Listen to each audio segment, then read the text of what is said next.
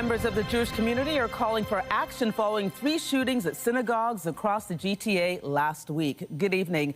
Jewish community leaders were joined by police and all levels of government today, condemning the shootings that targeted synagogues in North York and Thornhill. Toronto's police chief vowing a relentless investigation to track down those responsible. CTV's John Musselman joins us outside the Sha'arei Shomayim synagogue that was the target of gunfire early yesterday morning. John. Well, Raheem, we're actually at the command center at Bathurst and Shepherd. This is where police have set up a command center for people to come forward with any information that might be connected to these shootings at 3 synagogues in the last 5 days. The bullets tore through the front doors and shattered a window inside this North York synagogue. It happened early Saturday morning. It's located near Bathurst and Glencairn Avenue. It's the second synagogue shot at this weekend and the third time one has been targeted in the past 5 days. Today, members of the Jewish community, local, provincial, and federal politicians gathered outside the synagogue to condemn the anti-Semitic violence. This gunfire didn't come from nowhere. Over the last 2 years, our Jewish community has been subject to increasing incidents of hate, intimidation, harassment, and violence. They are looking to scare us, not just as Jews, but as Canadians. These are not people who wish to harm just the Jewish community. This is a threat to our way of life as Canadians. I condemn this in the strongest possible terms. This is unacceptable. This is the 3rd synagogue within the last week to be targeted. At least 6 bullets were fired at this synagogue in Thornhill on Friday night. 2 people were inside. When it happened, no one was injured. And this temple near Bayview and the 401 was hit by gunfire on Monday. Toronto Police Chief Myron Demkew says Toronto and York Regional Police are cooperating in this investigation to determine if it's connected. This is completely appalling, and we are treating this with the utmost seriousness. Our integrated gun and gang task force, along with other specialized teams, are working very actively on this investigation. Congregants like Daniel Held, who is a youth leader at this synagogue, says his family has been coming here to worship for more than a decade. He says the community will not be intimidated. For me, what was most important was Saturday morning being here, which is Shabbat morning. It is the time on the Jewish calendar when we gather every week for prayer as a community. And the synagogue was full. The synagogue was full with members of our community who are scared, but are also standing tall and standing resilient because that's what we do. Still, the war in the Middle East has heightened tension in the community. A small protest was held at Bathurst and Shepherd today. Demonstrators on one side of the street condemning the bombing in Iran and denouncing Israel. Demonstrators on the other side defending the action of Israel and the United States. It remained peaceful. There was a significant police presence during the protest to keep both sides separated. And Andrea, Raheem, one of the key messages today from that news conference was the fact that an attack on the Jewish community is an attack on all Canadians, and that's why they're calling for this united front against anti-Semitism. Reporting live, I'm John Musselman. I'll send it back to you. Thanks, John. The province's police watchdog has been called in after a man was shot by officers in a Burlington motel parking lot early this morning. The shooting happened around 12:30 in the parking lot of a motel on Plains Road. The SIU says a 23-year-old man was shot multiple times during a traffic stop after he allegedly attempted to drive at officers. He was taken to a hospital in Hamilton and is in stable condition. A female passenger was also in the vehicle and was not injured. Anyone with information is asked to contact the SIU. Toronto police are searching for a man who allegedly injured a cab driver during a knife-point robbery downtown Thursday night. Investigators say the driver was attacked by a passenger near Front Street and University Avenue around 7:30. It's alleged the driver pulled over to drop off a man when he showed a knife and demanded money. Officers say the man cut the victim and then fled the scene. The taxi driver was taken to hospital with non-life-threatening injuries. And police are searching for 47-year-old Jimmy Manani, wanted on charges of forcible confinement and assault. Police were called to the area of Pelham and Lawton Avenue, south of Davenport, for a suspicious incident on Friday, noting a man was seen driving a vehicle with a woman in the passenger seat screaming. The vehicle fled the scene before officers arrived. The vehicle has an Ontario license plate number DJPN 971 and is described as a red 2010 Mazda CX-7 with a missing rear view mirror. Anyone with information is asked to contact police. And officers are warning about scammers using fraudulent Toronto police phone numbers to try and steal banking information and other personal information. Now, investigators say the caller will address victims by their first name and then claim to be a member of the Toronto Police Service investigating a fraudulent scam. Officers are reminding people they will never contact you by phone and make any demands for payment. Residents are being reminded not to give any banking or personal information over the phone. And a 53-year-old man is dead after a crash in Durham Region early this morning. OPP say the head-on crash happened just before 6 o'clock on Highway 7 near 4th Line in Port Perry. One driver was pronounced dead at the scene, and 2 people from the other vehicle were airlifted to hospital with serious injuries. The cause is being investigated. Well, more news in a moment, but first here's a live look at the city this evening, and what a day it has been. I mean, hopefully the springing forward and losing an hour of sleep, that didn't deter you from getting outside, because it was a gorgeous day. Plenty of sunshine. Yeah. Let's take a look at the satellite radar. Not much to show you in our neck of the woods. Nice. Yeah, a little bit of cloud cover here and there. I know it's showing a little bit of activity, but nothing in the GTA, and a lot of that is just clutter, and so it won't actually be hitting the ground there. Clutter? Yeah, clutter. That's a weather term. Here are the winds. 24 kilometers per hour in Toronto, 43 kilometers per hour in Hamilton. Those are the sustained wind speeds. These are the gusts in Hamilton, all the way up to 57 kilometers per hour. Ooh. Niagara Falls, 67 kilometers per hour. Let's talk temperatures, shall we? Windsor, 13 degrees. Goderich, 8 degrees. And up in Parry Sound, we are sitting at 4. At the island, still a little bit of sunshine, as well as Pearson Airport, still in double digits at 11 degrees. Our overnight low tonight will be 5 degrees. That's well above the normal. We do have a little bit more sunshine coming our way, but also we are not done with the below zero temperatures, and we'll give you all those details coming up. Andrea. Thanks, Raheem.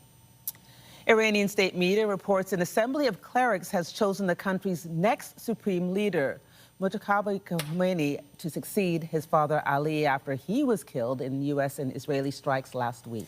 Analysts say it's a sign hardliners remain in charge in Tehran as the conflict intensifies. CTV's Adrian Gobriel reports. Travel this winding road flanked by the snow-capped Zagros mountain range. You will eventually find yourself at a passage where thousands have flocked to in recent days. Bags in hand, many arrive fleeing war and persecution. Others, heading in the opposite direction, take this long walkway, with war awaiting their arrival. This is the Kapokoi Crossing. It's one of the oldest borders in the Middle East. It dates back to the 17th century. Now it's located right here on the historic Silk Road. And today, it's the busiest of 3 land borders that links Iran to Turkey. Are people afraid to talk, though? Very much. Why are people afraid to talk? Their lives. We met this father from British Columbia, crossing into Turkey with his wife and children. They were visiting loved ones in central Iran when the war began. To protect his extended family still in Iran, we've agreed to keep his identity private. 9 days caught in this conflict has left him shaken. Loud explosions. I think anybody who has experienced that will understand. You are afraid for your life, right? And for the lives of your dear ones, right? And this is in part what he was fleeing, an apocalyptic scene in Tehran where an inferno burns at the Shahran oil depot, following targeted airstrikes today by U.S. and Israeli forces on oil storage facilities in Iran. The black smoke so thick, reports of oil raining down were reported across the Iranian capital. As air raid sirens sound, this massive crater marks the spot of an Iranian missile attack in central Tel Aviv. Multiple Gulf states also coming under fire just 1 day after Iran's president apologized for previous attacks. The president of the United Arab Emirates warning Iran today, saying the UAE has thick skin and bitter flesh. We are no easy prey. Stateside, U.S. President Donald Trump watched on as a dignified transfer of 6 fallen soldiers killed in the early hours of this conflict took place at Dover Air Force Base. Back at the Kapakoi border crossing, it's people caught in the crosshairs of conflict who carry the weight of this war with each step and each goodbye. It must be difficult for you to be leaving your family behind. Right, it is. Your fears for them? Yeah, I hope that bomb will not hit them. That's all I hope, yes. With the war growing more volatile by the day, it's a hope shared by many in this region. Adrian Gobriel, CTV News, Vaughan Province, Turkey. An investigation is underway in Norway after the U.S. Embassy was hit by a loud explosion early this morning. Officials in Oslo say only minor damage was caused and nobody was hurt in what may have been a deliberate attack linked to the crisis in the Middle East. Police said they're still exploring other options as well. The U.S. State Department said it was aware of the incident. A spokesperson thanked Norwegian authorities for their efforts to get to the bottom of what happened.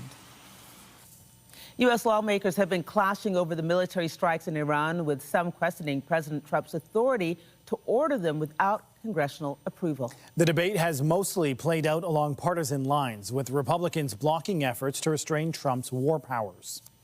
By definition, we're not at war. That's what Congress does when we declare war. There's about a 60-day clock where the president can do more or less what he wants to. But I think in this particular case, he's going to need a supplemental to sustain an effort. So let's be instructed by the War Powers Resolution. If we move into 60 days of hostility, then technically the president should be ramping down the following 30 days. If it's going to take longer than that, and we know what our objectives are now, then let's make a request and let the administration make a request of Congress to not only provide supplemental funding, but probably a request for the authorization of use of military force. Many Democrats have been critical of the Trump administration's strikes in Iran, but party leaders in Congress haven't said how they'd vote if the White House asked for more money for the military. Well, we'll cross that bridge when we get to it in terms of if the administration makes a request to Congress to consider additional funding. But at this particular point in time, the administration has failed to make its case as to the rationale or justification for this war of choice in the Middle East. Listen, candidate Trump promised that he was not going to get the country into an endless war, particularly in the Middle East, in the aftermath of what we saw in places like Iraq and Afghanistan. President Trump has now done the exact opposite. Hakeem Jeffries said without a compelling rationale, the president is going to have a difficult case to make on Capitol Hill. Republicans control the House and Senate, but need some Democratic votes to pass legislation in the Senate. The conflict in the Middle East is quickly pushing countries to rethink their energy supply as they look for sources they can readily access and rely on. CTV's Jeremy Sharon takes a closer look at how it could impact Canada's energy sector. It connects the Persian Gulf to the open ocean, making the Strait of Hormuz a crucial passage for about 1/5 of the flow of global oil and liquefied natural gas. This has changed our whole view of risk and where oil comes from, where natural gas comes from.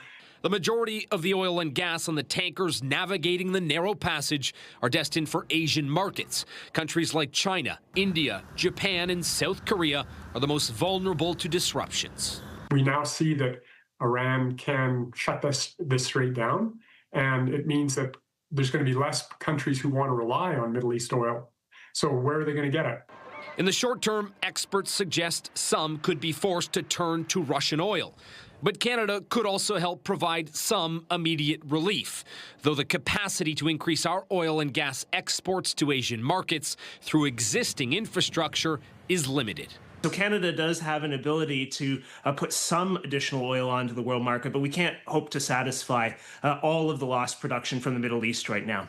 In the long term, Canada's energy minister says there are already indications countries could come calling.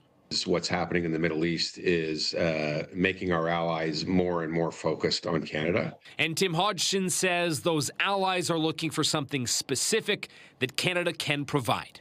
They want a reliable, a secure, and a sustainable source of energy going forward. But to create the capacity to be able to provide that, Canada still has significant hurdles to cross. We don't have the pipeline capacity right now going over the Rockies to really become a large exporter to the Asian markets. That would require a second West Coast pipeline, which is the intended outcome of a memorandum of understanding between Ottawa and Alberta. But it's far from a guarantee, not to mention would still take years to build. Jeremy Sherrill, CTV News, Ottawa. U.S. Energy Secretary Chris Wright says American forces are focused on degrading Iran's ability to disrupt traffic in the Strait of Hormuz. We're nowhere near normal traffic right now. And, that'll take some time. But again, worst case, that's a few weeks. That's not months. And we have that oil. We have the world is very well supplied with oil right now. The United States is a net oil exporter. We're a net natural gas exporter. We are suffering high prices, not in natural gas, but in oil, because it's a globally connected market. We're communicating with our allies abroad. The oil is there. You're seeing a little bit of fear premium in the marketplace, but the world is not short of oil today or natural gas. Asked about the U.S. giving India a 30-day waiver to buy sanctioned Russian oil, Wright said Washington's policy on Russia hadn't changed. He said the goal was to tamp down on fear about supply shortages as a pragmatic effort with a short time span. Prime Minister Mark Carney has called a trio of by-elections for next month, which could have a major impact on his party's standing in Parliament. 2 of those votes are taking place here in Toronto. CTV's Kamal Kermali has a closer look at what's at stake.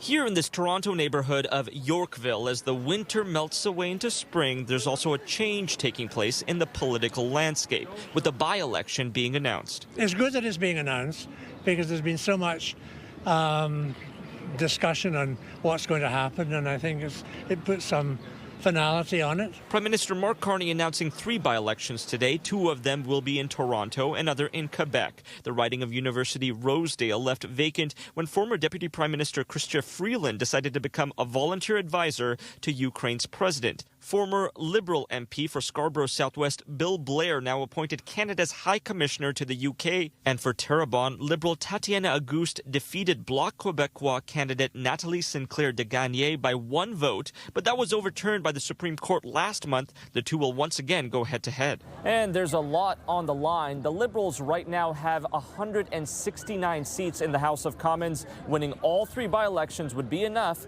to give them a thin majority government. Governments typically only call by-elections when they expect they can win them. And so I have a sneaky suspicion that the Liberals are feeling optimistic about their prospects in Terrebonne. In University Rosedale, family physician Dr. Danielle Martin will be trying to replace Freeland in the Liberal stronghold, taking on NDP candidate Serena Purdy. While in Scarborough Southwest, in a shocking defection, former Ontario NDP deputy leader Dolly Begum will run for the federal Liberals. She'll take on Fatima Shaban, who contested the riding last year. The Conservatives have not announced candidates yet for all 3 ridings. Kamal Karamali, CTV News, Toronto. The new Prime Minister of the Netherlands visited Ukraine today, highlighting the need for ongoing support in the face of Russia's invasion. While the war in Iran is ongoing, the Russian attacks on Ukraine are also ongoing. And it is crucial that we have enough delivery of weapons and ammunition to the Ukrainian armed forces so that they can continue to protect the Ukrainian people and make advances on the battlefields as much as possible. The Netherlands have been one of the driving forces behind an international coalition to supply Ukraine with fighter jets and air defense systems. As the Carney government looks to reset ties with India, Saskatchewan's premier says Canada needs to find ways to separate trade talks from national security concerns when dealing with certain countries. The federal government needs to ensure that foreign interference from whatever country is not happening in our nation and keep Canadians safe. And 2, when laws are broken, we do rely on the RCMP to enforce those laws and enforce them vigorously. But we also have to remain at the table in countries where we have differences, and we need to, not entirely, but largely separate some of the trade conversations to a degree from some of the other, very difficult conversations that we have. Scott Moe joined Prime Minister Mark Carney on the first leg of his Indo-Pacific trade tour to India, Australia and Japan. In India, Carney signed a series of agreements. They included a $2.6 billion deal that will see a Saskatchewan-based company supply India with millions of pounds of uranium. Well, today marks International Women's Day, a global celebration to honor the political, social, and economic achievements of women all around the world. In Ottawa, crowds gathered at City Hall this weekend to honor a Supreme Court trailblazer. CTV's Natalie Van Roy reports. I didn't feel like a trailblazer. I was just doing what a client asked me to do, what a women's group asked me to do. Former Justice of the Supreme Court of Canada, Rosalie Silberman Abella, was the first Jewish woman appointed to the court. I didn't know in law school or in my own life that life was exclusionary for women. And from my clients, I knew how very unfair the laws were. The City of Ottawa honoring her ahead of International Women's Day. A packed room. Honored to be present. Rosie Abella was really incredible. I grew up following all the court decisions of the Supreme Court. I feel very lucky because of Justice Abella's decisions. I was able to marry my wife. Abella was born in a displaced persons camp in Germany before her family came to Canada as refugees in 1950. From there, she dreamed big of being a lawyer and quickly rose through the ranks during her career. To hear from a Jewish woman, especially in these times of heightened anti-Semitism, to hear her speak so proudly, so strongly about how important her Jewish identity is to her was so meaningful and touching and inspirational. It was truly an honor to be here. A married mother of two, Abella says raising her family the toughest job because of how important it was. She shared this message on finding the right workplace. You need to be where you can be who you are, because if you keep trying to fit yourself into a square peg and you're round, I find round gets bigger and bigger every year. You won't be happy. For about 100 years, International Women's Day has celebrated achievements. Over the years, the day has marked gender parity and raises awareness on discrimination. Now it comes at a time when more women than ever are excelling in sport, leadership, and politics. Natalie Van Roy, CTV News. Back in the city, HIV advocates have launched their own redesign proposal for the AIDS Memorial at Barbara Hall Park. The memorial opened more than 30 years ago to honor those who died of AIDS-related illnesses. Phase 2 of the park's redevelopment plan is currently underway by the city, but community members and residents living with HIV say the city hasn't meaningfully engaged them or incorporated their feedback into plans for the memorial. Advocates also say the site has been neglected in recent years, noting that rose bushes were removed and plaques have been left damaged by graffiti and scratches. If you go and look around, you can't find the word AIDS. You'll find HIV, but you can't find AIDS, and that's a problem. AIDS is still here. It's still happening. I'm a CanFAR ambassador. I go and speak in different places specifically to remind people that it's still here and it's still something that we all should be talking about and learning for ourselves what we can't do, what we should do, all of those things. This has been a 3-year process. Many people have been involved in it. And whatever gets built at the AIDS Memorial has to fit into that larger plan. And, you know, most of it does, but we have to look at it from, you know, the lens of accessibility, the lens of maintainability, and financial feasibility, and figure out what can be incorporated into the designs and what might need to be evolved a little bit as these things go. But that's our commitment. The community-driven proposal includes new pillars to expand the memorial's capacity, a deep vegetative buffer for privacy and noise reduction, and new artwork. Advocates want the city to adopt their redesign instead, saying it better reflects the history, needs, and voices of people living with HIV. As the Premier floats plans to expand Billy Bishop to accommodate larger planes, a big change is coming to cross-border travel out of the island airport. The Federal Minister of Transportation will be holding a press conference tomorrow morning at the airport, announcing the start of U.S. border pre-clearance services there. That means, just like at Toronto Pearson, travelers will go through customs before takeoff. Flights will then be able to land at domestic terminals in the States, with potential benefits on costs and scheduling. Air Canada will add flights to Boston, New York, Washington, and Chicago from Billy Bishop in the coming weeks, joining Porter, which already flies to the U.S. from the airport. And from the air to the ground, a heads up for subway riders that a closure continues on a stretch of Line 2 this weekend. There's no train service between Victoria Park and Kennedy because of track work. Shuttle buses are running instead. Warden Station is closed, but all the other stations in that stretch remain open so riders can buy fares and connect to buses. Regular service is set to resume at 6 a.m. tomorrow. Coming up this hour, freezing for a reason. We head to the polar plunge at the Toronto Zoo, where people took a deep dive for a good cause. That story just ahead.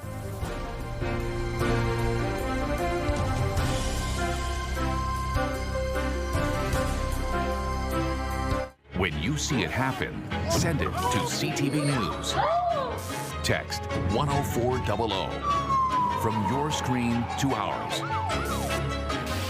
Text 10400. While many people spent their Sunday soaking in some sunshine, others decided this was the perfect day to actually cool off. Hundreds of people, including Toronto police officers, took a polar plunge in support of incredible Ontario athletes. Taking the plunge and soaking up the moment while adding some flair. Members of the Toronto Police Service are jumping in support of Special Olympics athletes across the province. It feels very cold, but well worth it. We're a great cause, so you know what, it's worth it. It's all worth it. This polar plunge supports programming and events for 23,000 athletes, a partnership between police and Special Olympics Ontario, which dates back to 1987.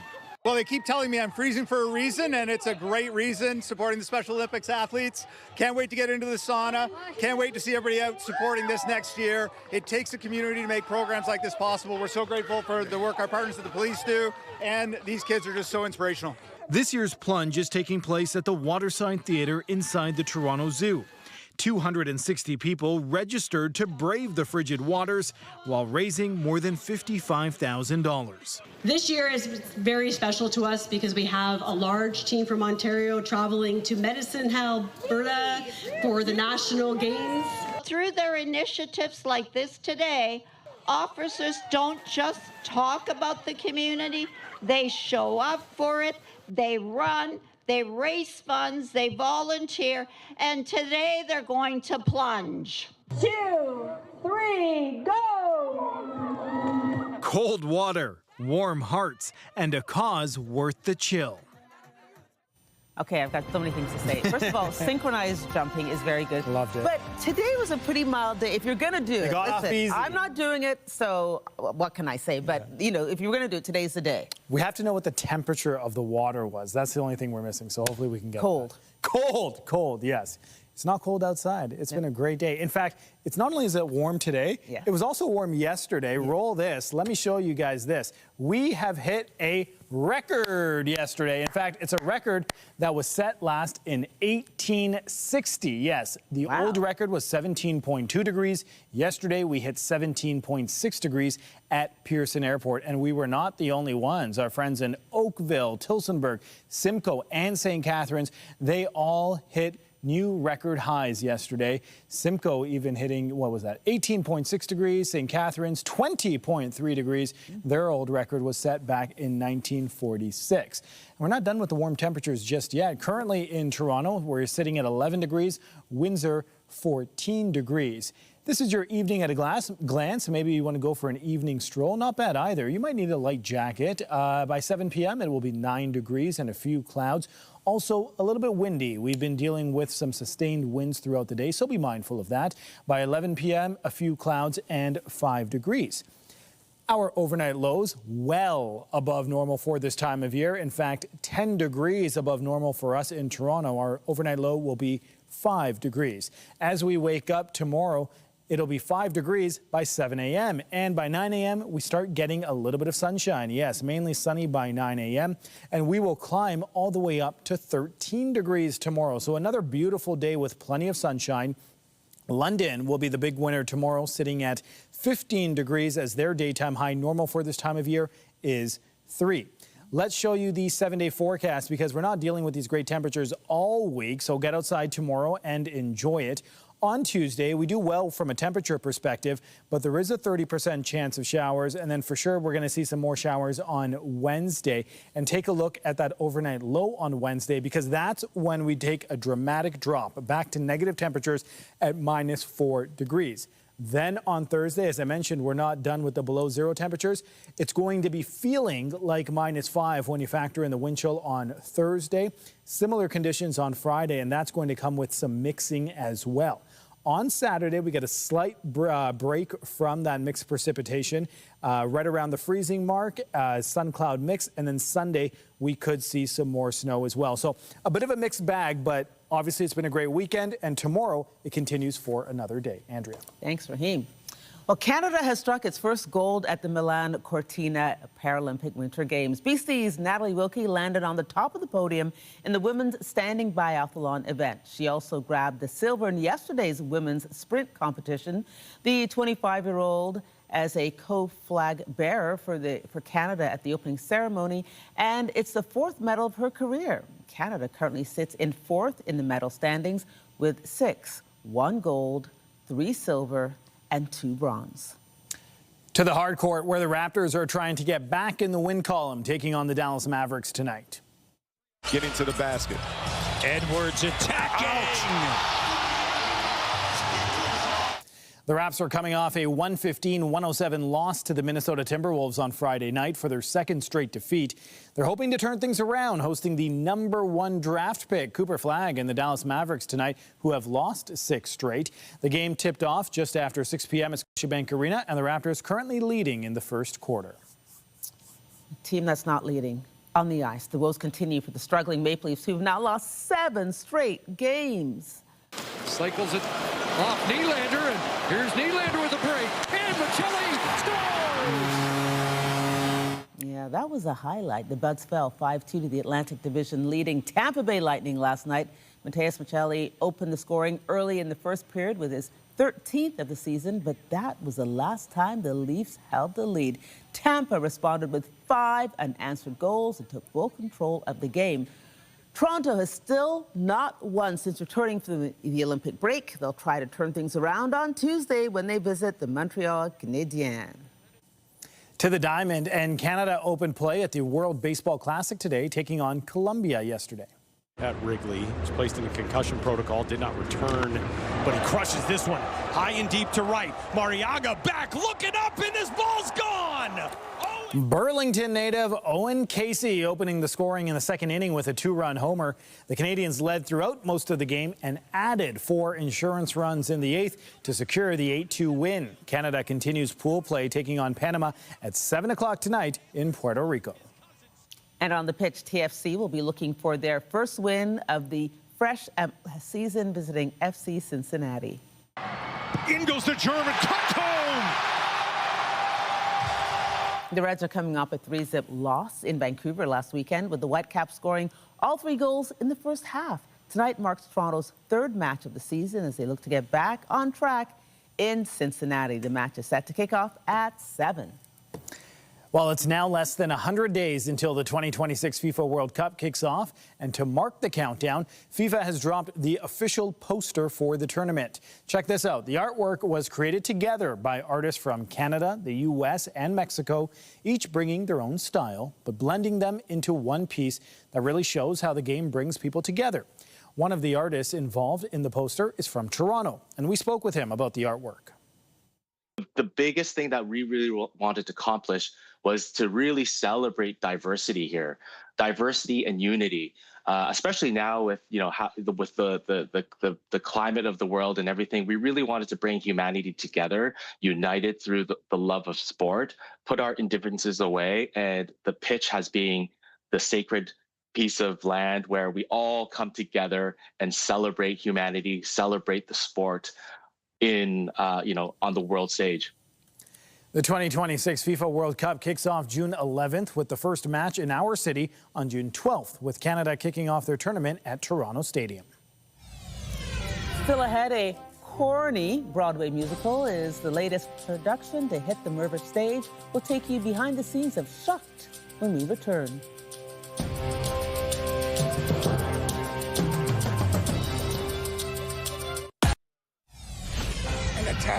on one of our communities is an attack on all of us. Updating our top stories, after 3 GTA synagogues were targeted by gunfire in recent days, Toronto police and government officials joined Jewish community leaders at one of those places of worship this morning in North York.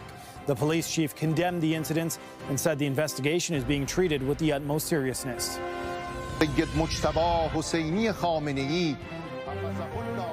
Iranian state television says an assembly of clerics has chosen the country's next supreme leader, Mojtaba Khomeini, to succeed his father Ali after he was killed in U.S. and Israeli strikes last week. This comes as Israel and the U.S. keep up strikes on Iran, and the Islamic regime continues to target countries across the Gulf region.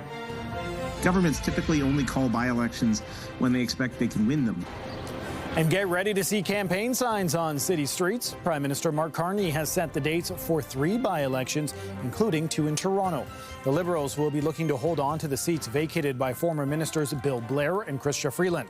If they win those 2 and the 3rd seat in Quebec, they'd secure a razor-thin majority in the House of Commons. Respiratory virus cases have been relatively low since a significant wave of the flu early in the season, but there are some signs infections may be picking up again. Toronto Public Health publishes a dashboard looking at infection trends in the city. Figures up to the end of February show positivity rates for the flu remaining stable, while COVID-19 levels drop slightly. At the same time, the dashboard shows rising levels of both viruses in the city, with COVID-19 activity now considered high. Public health experts have recommended precautions, including keeping up to date on vaccines, considering masks in some crowded indoor settings, and staying home when sick. A Scarborough native is making his mark on Hollywood. Stephan James is one busy actor with not 1, not 2, but 3 projects on the small and big screen.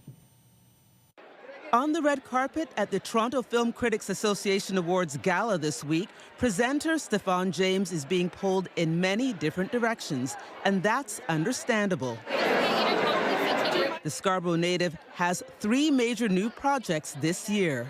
I'm promoting 2 films right now. So I have Netflix's War Machine that's coming out on Friday on the platform, so really, really exciting.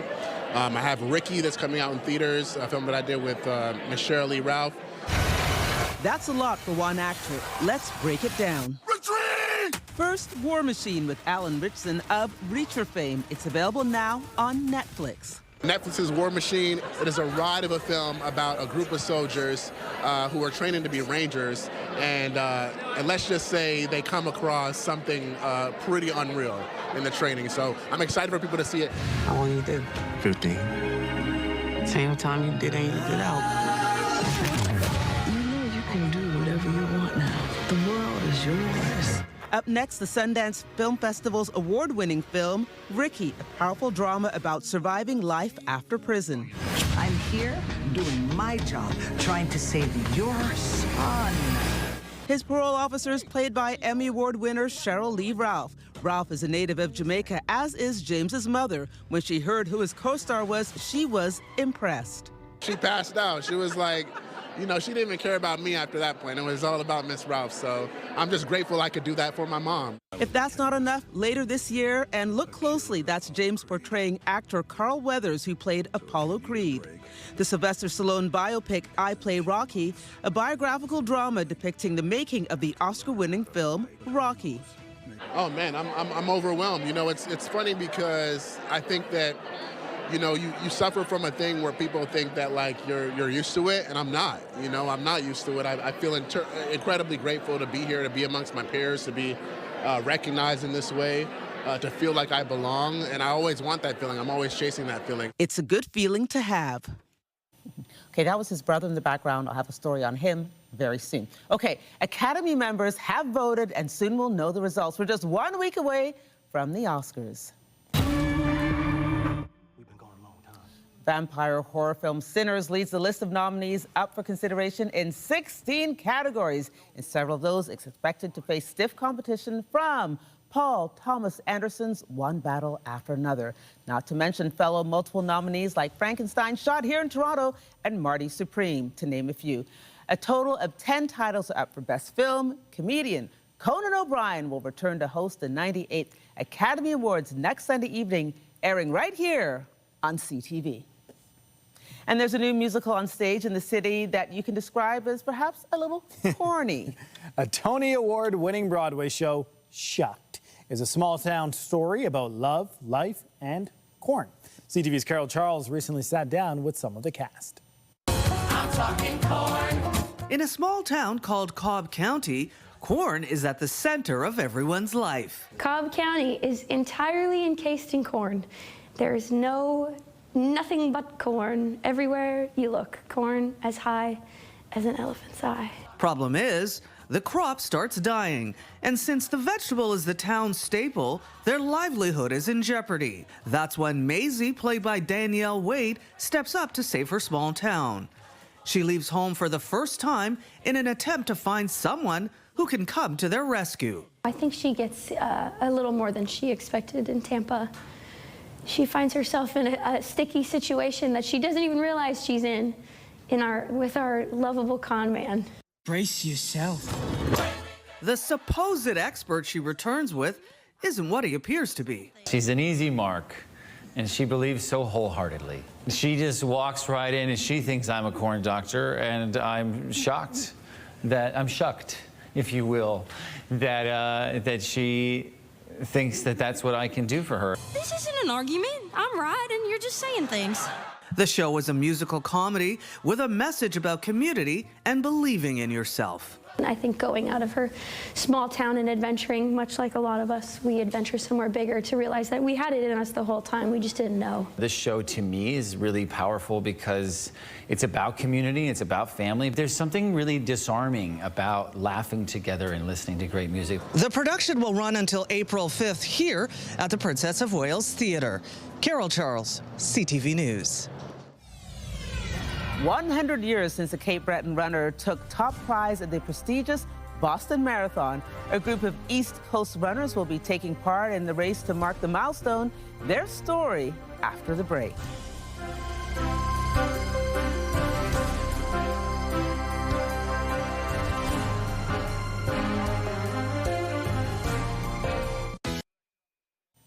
This spring will mark 100 years since Cape Breton, Nova Scotia's Johnny Miles shocked the world by winning the prestigious Boston Marathon. Miles, a great name. And CTV's Ryan McDonald reports a big crew of island runners will be heading to the famed race to follow in his footsteps.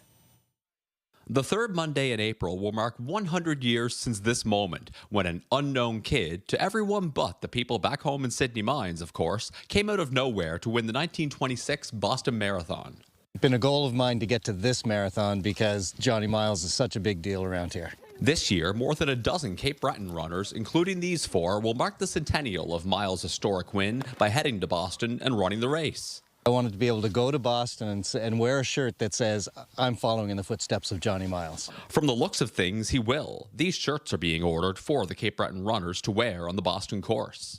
I mean, it is an amazing feat. Johnny Miles is one of our Nova Scotia's greatest athletes. And much has been done in his hometown to preserve his memory. There's a highway sign, a larger-than-life statue, and annual races in Sydney Mines and in New Glasgow, where Miles lived later in life, that bear his name. It's nearly on par with the Olympics, the Boston Marathon, and so well known. So for us to have someone that's been there 100 years ago, won it, then went to the Olympics in 1928. Then and now, part of the Miles legend is his blue-collar background. He once worked in his father's coal mine and first ran the world's most famous race in a pair of 98-cent sneakers. He would run after the milk cart, and that was his training. T-shirt that his mom sewed a maple leaf on the front of. For years, Bostonians have known Nova Scotia for their Christmas tree, and on April 20th, some of them might once again remember the province's marathoner who came to their city and became a champion. When they see that people are running in the footsteps of someone who has done it in the past, I think they catch on. People who run Boston, they know the history of Boston. And of course, Johnny Miles won Boston a second time in 1929, so in 3 years, no doubt another contingent of proud Cape Bretoners will mark that milestone as well. Ryan McDonald, CTV News, Louisbourg, Nova Scotia. Are they going to run all the way?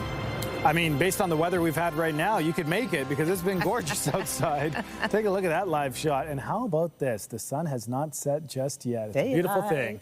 Let's take a look at the satellite radar. Not much to show you here. A little bit of cloud cover, but no activity hindering us by any means. Currently 9 degrees in Niagara Falls, 14 degrees in Windsor, and Peterborough 8 degrees. Here's your school day forecast tomorrow. It's shaping up to be another great day. By noon, it'll be 9 degrees and mainly sunny. Keep in mind that the winds will be fairly strong, up to 50 kilometers per hour, and we climb to 12 degrees by 3 p.m. all the way up to our daytime high of 13. Similar conditions on Tuesday. The showers will roll in on Wednesday, and Wednesday night we drop down to below 0 on the overnight low, down to -4. And then when you wake up on Friday, we're back to feeling like -5. Andrea. Thanks, Raheem. We'll be sure to join us tonight at 11 for the CTV National News with Heather Butts, followed by our next local newscast at 11:30. In the meantime, our coverage continues anytime on CP24 and online at ctvnewstoronto.ca. For all the hardworking people in front of and behind the camera, thanks for watching. Have a good night. I'm Andrea Case. And I'm Raheem Rabat.